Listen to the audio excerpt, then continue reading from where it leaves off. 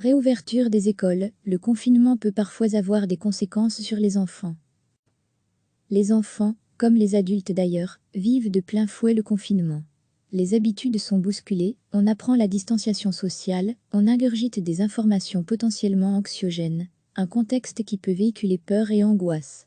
Et à l'heure où l'hypothèse de rouvrir les écoles de façon progressive est posée sur la table, la question de savoir quels seront les impacts psychologiques sur les élèves est importante. Pour les professionnels du secteur, premier élément, un cas n'est pas l'autre. Il ne faut donc pas généraliser.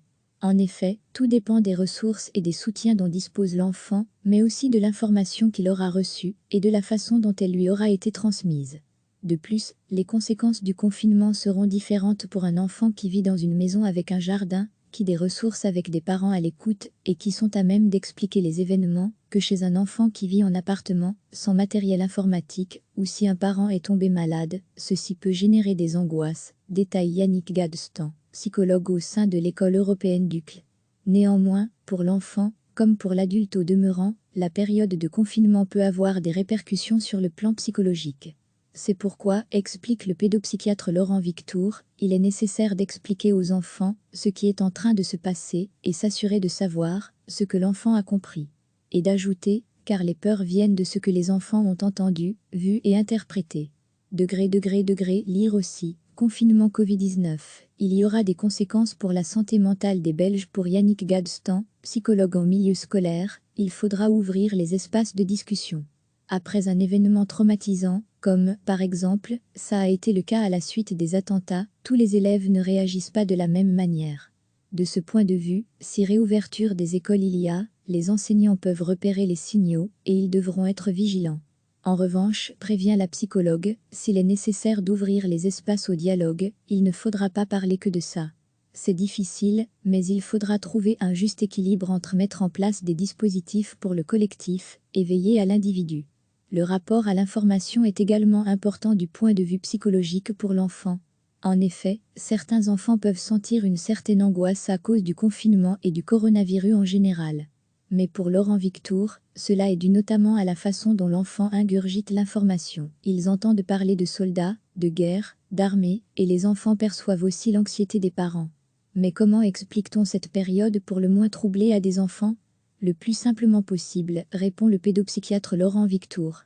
De plus, un des éléments fondamentaux est de s'assurer de ce que l'enfant a compris en lui demandant d'expliquer son interprétation des choses. Pour Laurent Victour, il faut veiller à la façon dont l'information est consommée et rappelle les recommandations du centre de crise, notamment de ne pas se laisser submerger par les informations, mais également de se référer aux informations traditionnelles. Pour un retour à l'école éventuel, mais également pour l'ensemble de la population, ce qui pourrait être la cause d'angoisse et de peur importante, c'est la perte du sentiment de sécurité, explique Yannick Gadstan. Lire aussi, l'isolement peut mettre à l'épreuve votre santé mentale car c'est la perte de confiance dans le système existant qui génère des peurs. La psychologue estime en effet, si les écoles devaient rouvrir, il faudrait d'abord renforcer le sentiment de sécurité.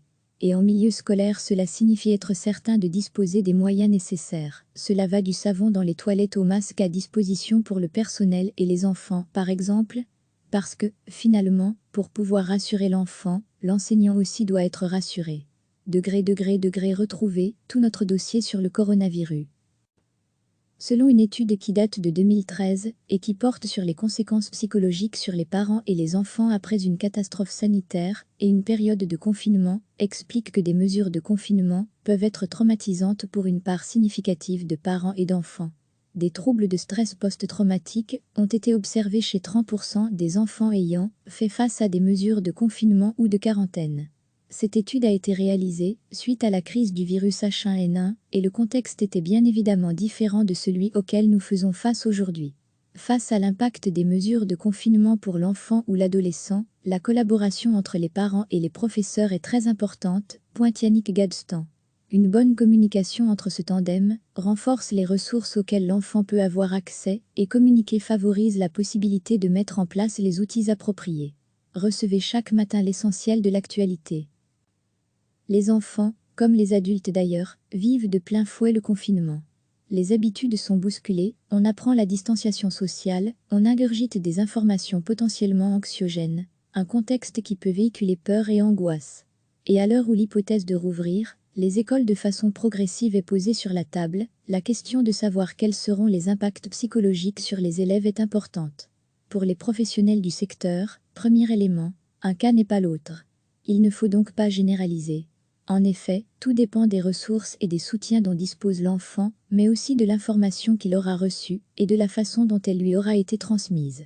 De plus, les conséquences du confinement seront différentes pour un enfant qui vit dans une maison avec un jardin, qui des ressources avec des parents à l'écoute et qui sont à même d'expliquer les événements, que chez un enfant qui vit en appartement, sans matériel informatique, ou si un parent est tombé malade, ceci peut générer des angoisses, détaille Yannick Gadstan, psychologue au sein de l'école européenne d'UCL. Néanmoins, pour l'enfant, comme pour l'adulte au demeurant, la période de confinement peut avoir des répercussions sur le plan psychologique. C'est pourquoi, explique le pédopsychiatre Laurent Victour, il est nécessaire d'expliquer aux enfants ce qui est en train de se passer et s'assurer de savoir ce que l'enfant a compris. Et d'ajouter, car les peurs viennent de ce que les enfants ont entendu, vu et interprété. Lire aussi, confinement Covid-19. Il y aura des conséquences pour la santé mentale des Belges pour Yannick Gadstan, psychologue en milieu scolaire, il faudra ouvrir les espaces de discussion.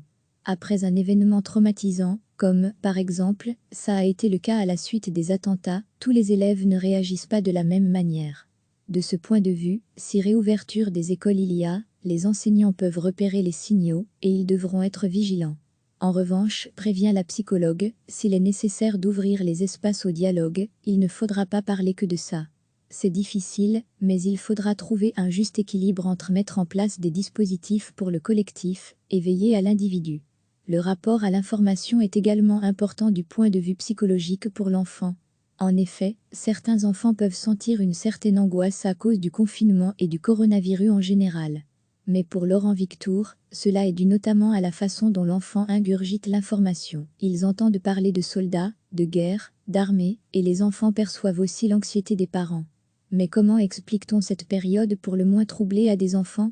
Le plus simplement possible, répond le pédopsychiatre Laurent Victour. De plus, un des éléments fondamentaux est de s'assurer de ce que l'enfant a compris en lui demandant d'expliquer son interprétation des choses. Pour Laurent Victour, il faut veiller à la façon dont l'information est consommée et rappelle les recommandations du centre de crise, notamment de ne pas se laisser submerger par les informations, mais également de se référer aux informations traditionnelles.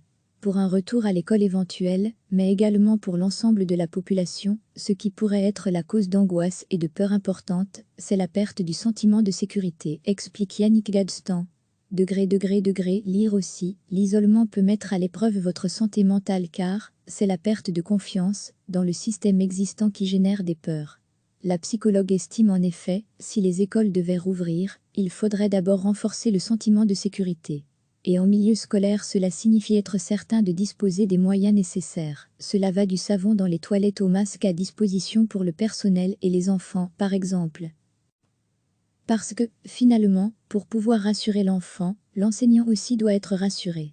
Retrouver tout notre dossier sur le coronavirus selon une étude qui date de 2013 et qui porte sur les conséquences psychologiques sur les parents et les enfants après une catastrophe sanitaire et une période de confinement, explique que des mesures de confinement peuvent être traumatisantes pour une part significative de parents et d'enfants. Des troubles de stress post-traumatique ont été observés chez 30% des enfants ayant fait face à des mesures de confinement ou de quarantaine. Cette étude a été réalisée suite à la crise du virus H1N1 et le contexte était bien évidemment différent de celui auquel nous faisons face aujourd'hui. Face à l'impact des mesures de confinement pour l'enfant ou l'adolescent, la collaboration entre les parents et les professeurs est très importante, pointe Yannick Gadstan. Une bonne communication entre ce tandem renforce les ressources auxquelles l'enfant peut avoir accès et communiquer favorise la possibilité de mettre en place les outils appropriés. Cliquez sur s'abonner pour recevoir les dernières nouvelles.